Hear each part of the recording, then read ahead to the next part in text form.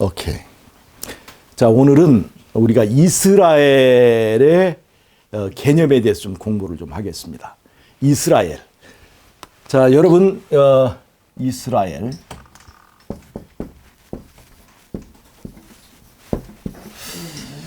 여러분은 지금 이스라엘입니까? 아니면 이방인입니까? 여러분은 이방인입니까? 이스라엘입니까? 이스라엘. 우리는 하나님 믿는 사람은 이스라엘이요. 지금 우리는 영적 이스라엘에 속한 것이죠. 아멘. 혈통적으로는 이스라엘이 아니죠. 아멘. 그러나 우리가 영적 이스라엘에 속한 것입니다. 아멘. 그래서 영적 이스라엘에서는 혈통이나 민족이나 성별을 구별하지 않습니다. 그런데 이것이 단순하고 쉬운 것처럼 보이지만 사실 이것을 잘 이해하지 못하고 이스라엘을 지금도 혈통으로 구별하는 그런 사람들이 기독교의 상당수를 차지하고 있습니다. 그래서 지금 우리는 지금도 이스라엘을 혈통으로 구별하다 보면 우리는 이스라엘에 속할까요? 속하지 않을까요? 안 속하지. 그때는 우리는 이스라엘이 아닙니다. 이방인이에요. 그래서 이스라엘을 지금도 혈통으로 구별하는 사람들은 성경에서 말하고 있는 이스라엘이라는 축복과 마지막 때의 그 이스라엘이라는 예언을 우리에게 적용되는 것으로 보지 않습니다. 그리고 이스라엘이 마지막 때 회복되고 이스라엘이 이제 예수님을 영접하는 그것들을 마지막 때에 그 실제로 중동에 있는 이스라엘과 관련된 예언과 역사로 보는 거예요. 그런 것들이 우리 개신교의 종말론의 주류를 차지하고 있습니다. 예를 들자면 다니엘서 9장에 보면 70주 예언이 있죠. 70주. 이스라엘을 위해서 주어진 예언적 기간이 70주예요. 70주인데 70주는 사실상 490일입니다. 그런데 490일을 예언적 버전으로 이렇게 해석하면 그 490년이에요. 이스라엘을 위해서 주어진 은혜의 시간은 490년인데 그 490년 중에서 69주는 과거에 성취되었고 예수님 십자가 때까지 성취되었고 나머지 1주, 즉 나머지 실제적으로는 7년, 이 7년이 마지막 때에 이스라엘을 위한 은혜의 시가 되어서 지금 중동의 이스라엘이 예수님을 믿지 않고 있지만 마지막 때 중동의 이스라엘이 예수님을 영접하는 그때가 온다. 그리고 그때가 오기 전에 우리 이방인 그리스도인들은 제대로 잘 믿은 사람들은 전부 다 그 마지막 일주가 오기 전에 전부 다 휴거, 다 공중으로 뿅뿅뿅 사라져 버린다는 것이죠. 그리고 이 땅에는 혈통적 이스라엘이 회복되어서 다시 제사제도가 회복되고 다시 이스라엘을 위한 기회가 주어진다. 그리고 이 땅에 그 7년 동안의 환란이 있게 된다 하는 것이 일반 개신교의 주류적인 종말론 해석입니다.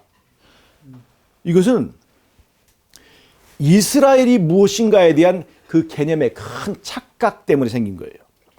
과거의 구약의 이스라엘의 그 기준이 뭐냐면 혈통입니다. 혈통. 아브라함의 자손, 이삭의 자손, 그리고 야곱으로 이어져 내려오는 그 혈통에 속한 12지파만 이스라엘입니다. 그리고 그 나머지는 전부 다 이방인입니다. 누구만 구원받는 거예요? 이스라엘만 구원받는 겁니다. 그런데 신약 시대에는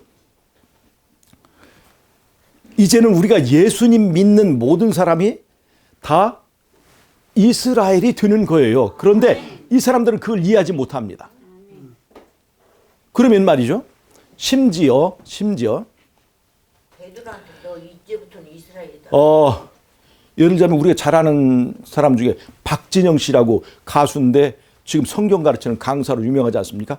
그런 사람들도 이런 아직도 혈통적 이스라엘과 그 외 아닌 사람들을 구별해서, 예를 들자면 요한계시록에서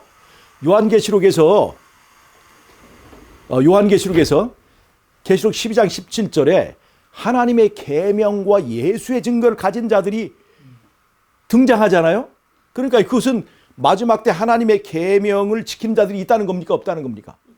있다는 거죠. 그런데 하나님의 계명에 관해서는 십자가에서 다 패했다, 그렇게 가르치는데 계시록 12장 17절에 하나님의 계명을 지키는 자들이 나오니까 이건 뭐냐? 이거 틀렸지 않느냐 얘기하면, 그때 그 사람들이 말하는 것이 뭐냐면, 그거는 구약의 그 중동에 있는 이스라엘 사람들에게 하는 것이고 우리는 해당이 없다. 그러니까 요한계시록은 우리에게 주는 기별이 아니다, 이렇게 얘기를 해요. 그래서 그 사람들이 강조하는 것은 뭐냐면, 성경을 볼 때 이 성경이 이스라엘에게 준 것이냐 아니면 이방인인 우리에게 주는 것이냐 하는 것을 구별해야 된다는 거예요. 그래서 그 사람들은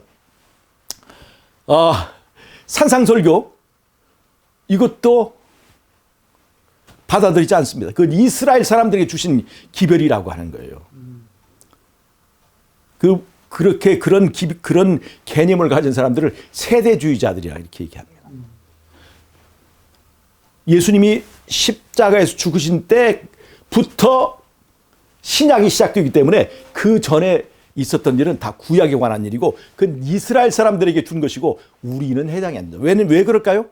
거기에 보면 계시록 마태복음 5장 17절에 뭐가 되냐면, 율법의 1.1획도 폐하지 아니하고 다 이루리라.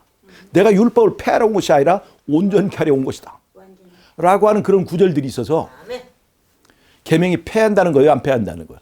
안 폐한다는 겁니다. 그 다음에 살인하지 말라 하는 계명을 네가 들었으나 내가 너에게 말하노니 형제를 미워하는 자보다 이미 마음에 살인하였다 라고 하는 그 가르침이 산상설교 속에 들어있습니다. 그러면 이것은 예수님이 오셔서 계명을 폐한 것입니까? 계명의 수준을 더 높여버린 것입니까? 계명의 수준을 높인 거예요. 그 다음에 마태복음 7장에 또 이런 말씀이 있죠.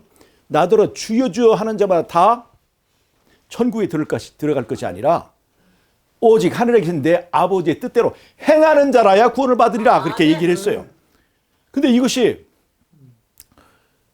이 바울이 가르친 오직 믿음으로 구원받는다고 하는 것과 말이 달라요, 안 달라요? 말이 다르잖아요. 그러니까 아버지의 말씀대로 행하는 자라야 구원을 받는다, 행함을 강조하고 있잖아요. 그러니까 이것이 믿음으로 구원받는 건데, 여기는 예수님께 뭐라고 말씀하셨어요? 하늘에 계신 너희 아버지의 뜻대로 행하는 자를 구원을 받는다, 이렇게 얘기했어요. 그러니까 여기서 이것은 유대인들에게 주어진 거야. 혈통적 이스라엘, 유대인들에게 주는 것이고 우리는 해당이 없다, 이렇게 성경을 무력화시키는 거예요. 그러니까 이 세대주의라고 하는 것은 성경의 많은 부분을 전부 다 폐기해버리는 것입니다, 우리들에게 해당되는 말씀들. 그래서 굉장히 무서운 거예요. 이단 중에 이단이 세대주의자예요. 그래서 여러분, 이스라엘에 대한 개념을 잘 이해할 필요가 있습니다. 이스라엘에 대한 개념이 헷갈리면 마지막 때의 징조를 어디서 찾느냐? 지금 중동에 있는 이스라엘에 일어나는 사건으로 눈을 뒤집어 까고 보면서 이제 세상이 다 됐다라고 그렇게 판단하는 거예요. 여러분, 그래서 오늘 이스라엘에 대한 의미를 잘 보실 필요가 있습니다. 이스라엘이라고 하는 뜻이 무엇일까요, 여러분? 이스라엘 왕이라 하셨어. 이스라엘이라는 뜻은 하나님과 겨루어서 이겼다, 그런 뜻입니다. 누구의 이름이에요? 원래 야곱의 이름이죠. 야곱이 이제 야복강가에서 그 하나님과 씨름해서 이기는 자가 됐죠. 여기서 우리가 잘 볼 필요가 있습니다. 하나님을 이겼다는 뜻이 아니에요. 하나님께 매달려서 하나님이 나를 도와주지 않으면 내가 하나님 놓아드리지 않겠습니다. 제발 도와주세요 하고 매달려서 하나님의 뜻을 꺾었다는 거죠. 이게 사실 하나님은 안 도와주고 싶었는데 하도 이놈이 고집부리니까 내가 졌다 한 것이 아니에요.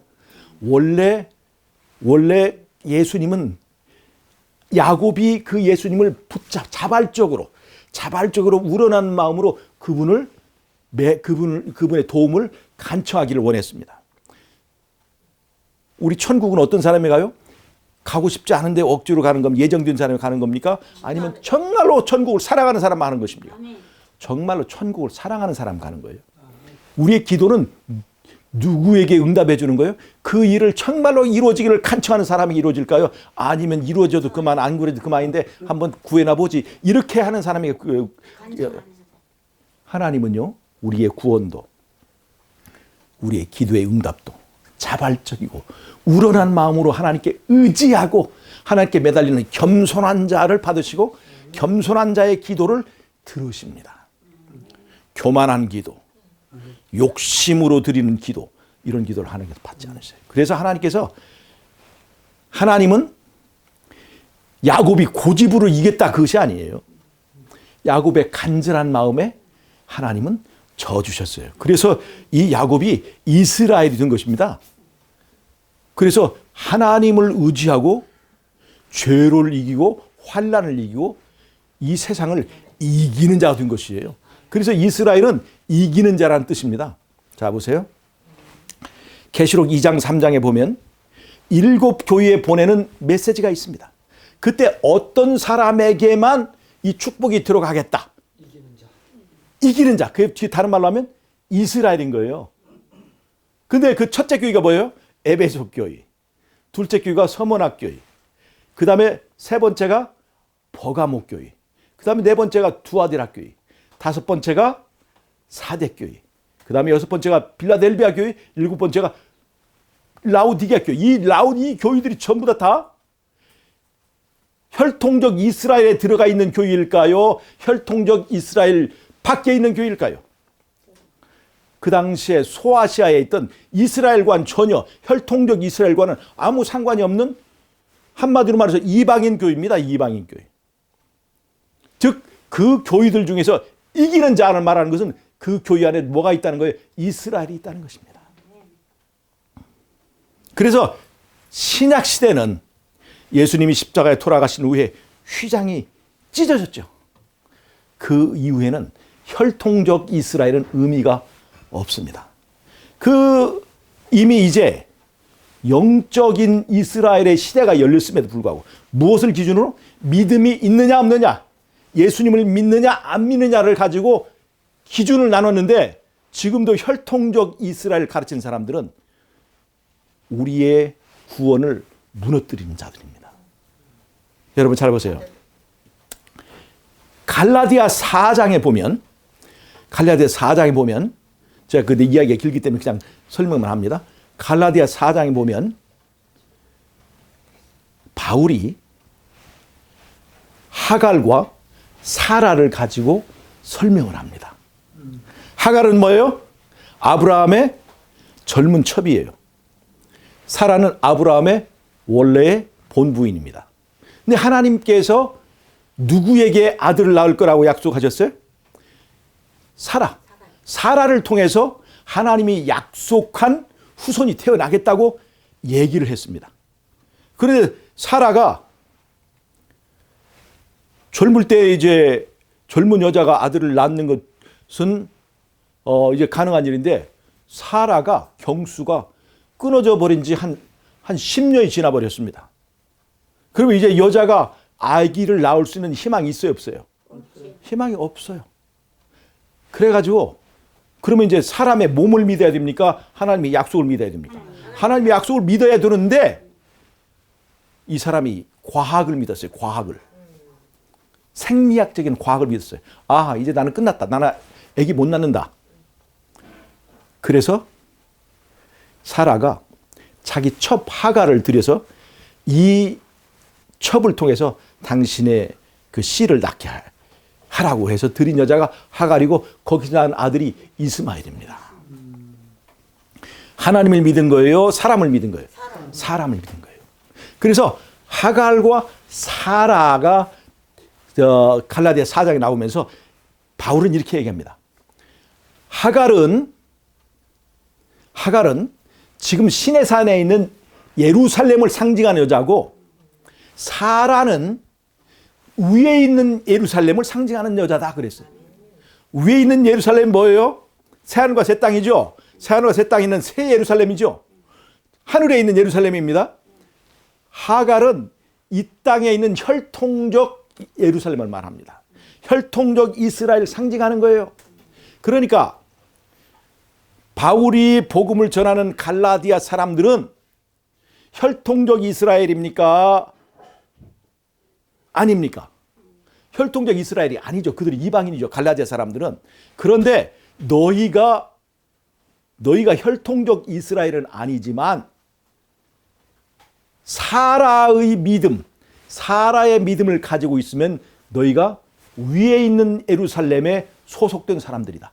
다른 말로 하면 영적 이스라엘이다 라고 얘기하고 있는 거예요.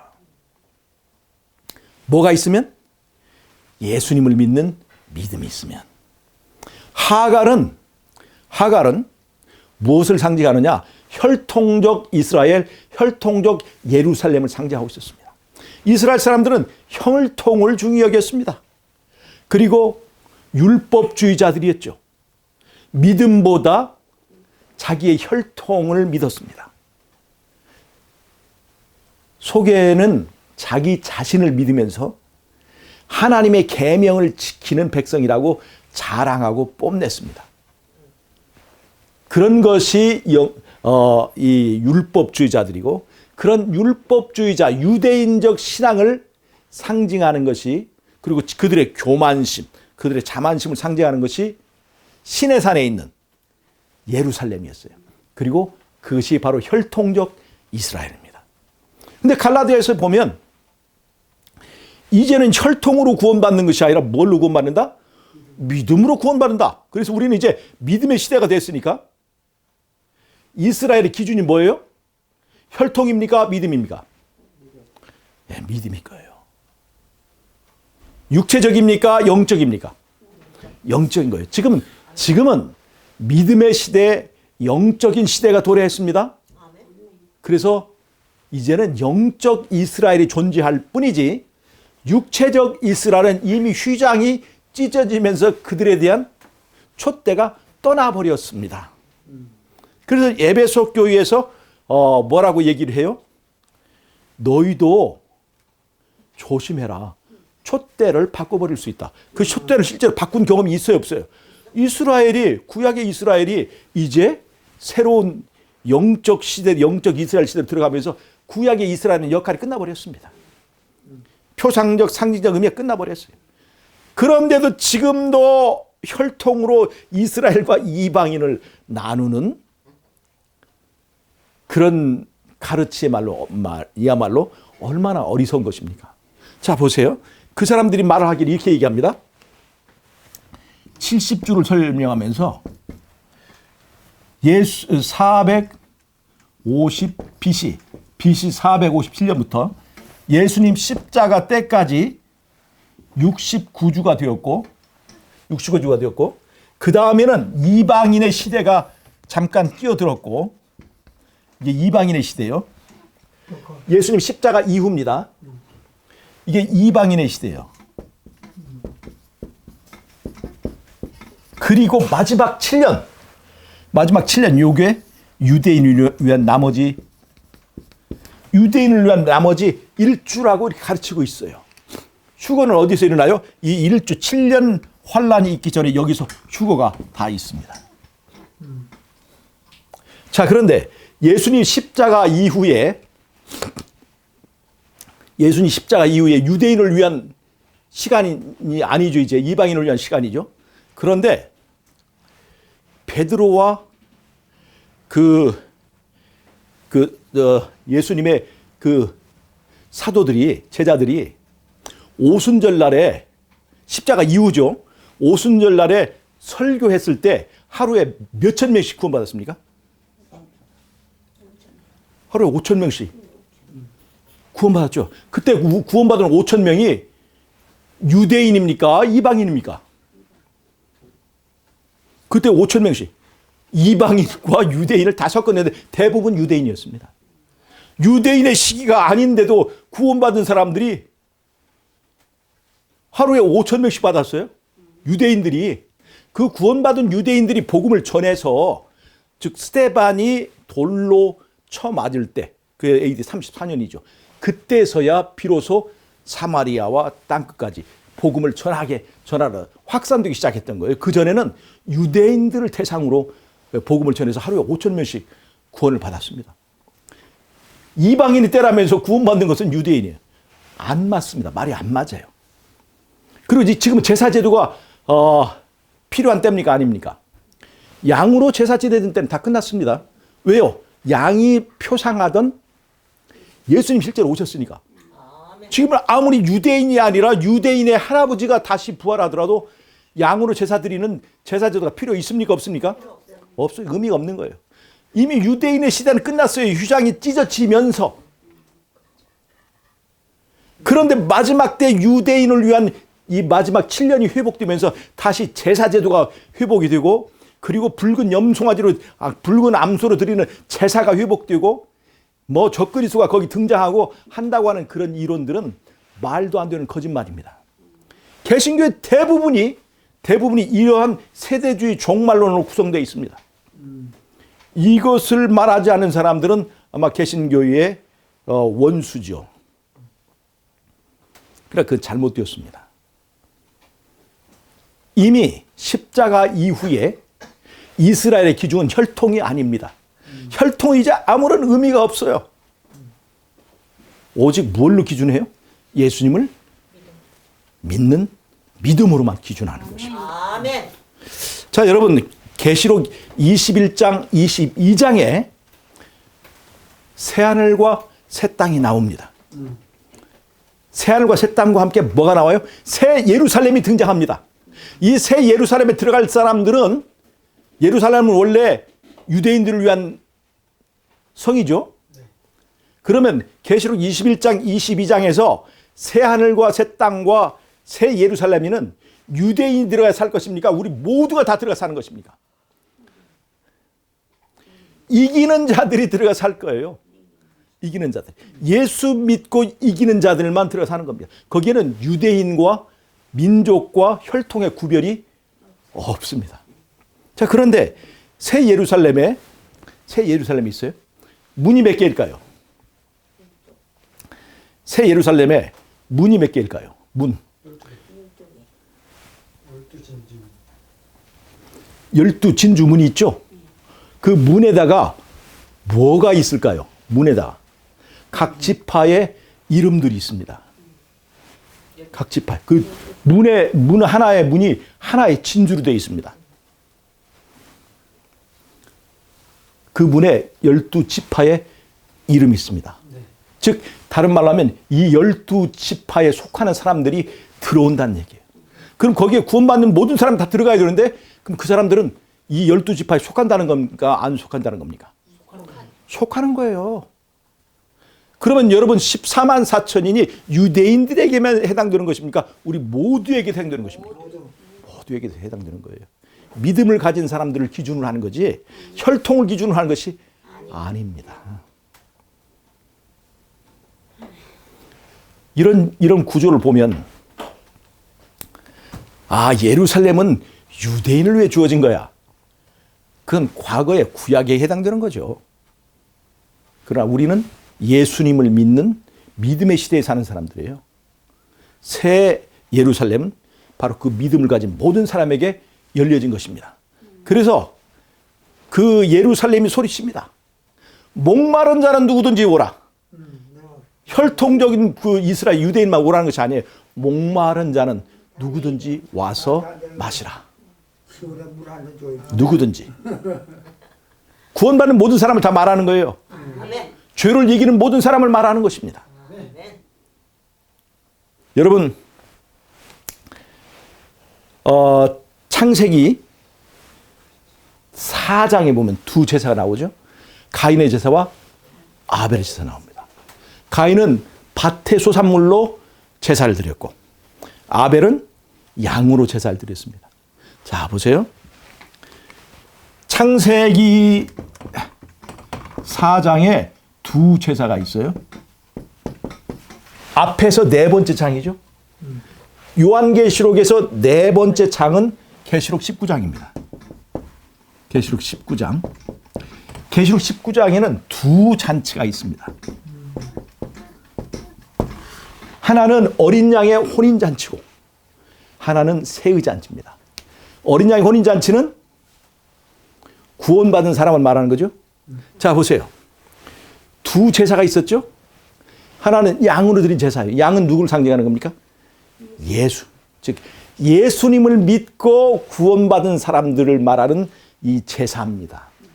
그러니까 예수 믿는 믿음은 유대인들에게 주어진 것입니까? 모든 시대에게 유대인이 있기 전부터 주어진 것입니까? 양 잡아서 제사 드리는 것은 유대인들이 첫 번째가 아닙니다. 그 전에 아담과 아벨에서부터 이미 그걸로 제사를 드리던 거예요. 이 양이 구원 줄 수 있는 힘이 있습니까? 이 양은 예수님을 가르쳐 줄 뿐이에요. 그럼 예수 믿고 구원받는 우리는 유대인이든 아니든 이 아벨의 반차를 따라서 우리가 믿음으로 구원받는 것이죠. 유대인이 그렇게 중요한 것이 아니에요. 안식일도 유대인에게 주어진 것이 아니라 창세기 2장에 보면 에덴 동산에서부터 안식일을 지키기 시작했어요. 유대인의 율법이 아니에요. 모든 인간을 위한 율법이에요. 인간을 위한. 하나님과 사람이 함께 지키는 유일한 계명. 그것이 바로 안식일 계명이에요. 잘 보세요. 하나님이 먼저 지켰을까요? 사람이 먼저 지켰을까요? 안식일 계명을 하나님이 먼저 지켰을까요? 사람이 먼저 지켰을까요? 하나님 지키셨죠. 하나님이 먼저 지켰습니다. 한번 보겠습니다. 창세기 2장.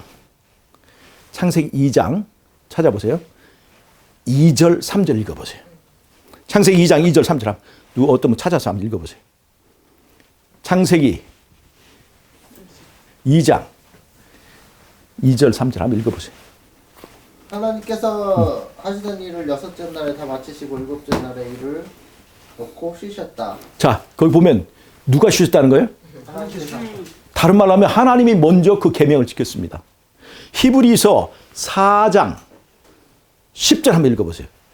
히브리 4장 10절.